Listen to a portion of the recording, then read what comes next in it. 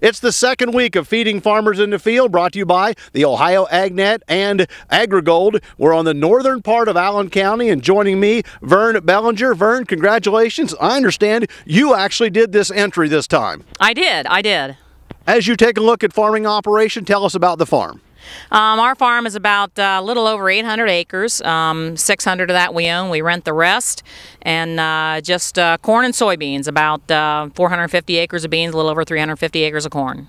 We're standing in a cornfield that very easy to see the rows. How early did you get it planted? Corn planting started here around the 17th, 18th of April and was completed on the 22nd.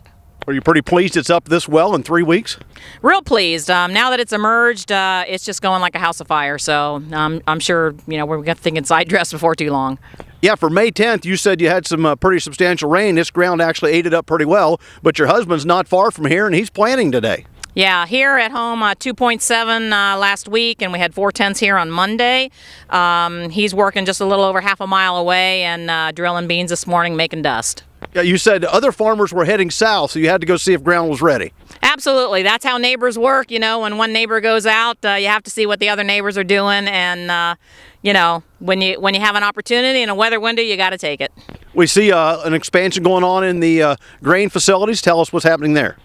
As we've looked for better ways and more efficient ways to dry our grain, we're going to go with a Calcu-Dry system here.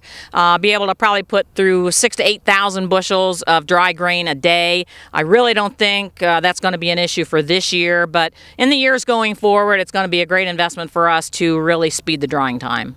Kind of like insurance, one of those things you plan to have and hope you never have to use. Absolutely, absolutely.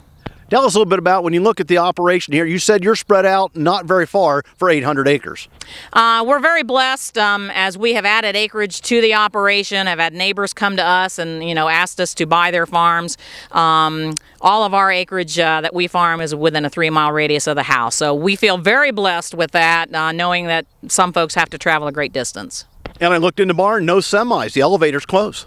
A semi is in the future because there are a lot of marketing opportunities in this area with the ethanol plants, and that'll be something as we go forward that we'll look into. In the history of the farm, you said your husband Wayne bought this when he was 18. He did. His parents co-signed for him, and he has always wanted to farm. That's all he's ever wanted to do. He did work full-time off the farm for a while, but he bought it at 18, and we got married in our early 20s, and we've been adding to the operation ever since. I've been visiting with Vern Bellinger. She tells us about their farming operation in the northern side of Allen County. We're just off of State Route 30. I'm Dale Minyo for Feeding Farmers in the Field on behalf of the Ohio AgNet and AgriGold.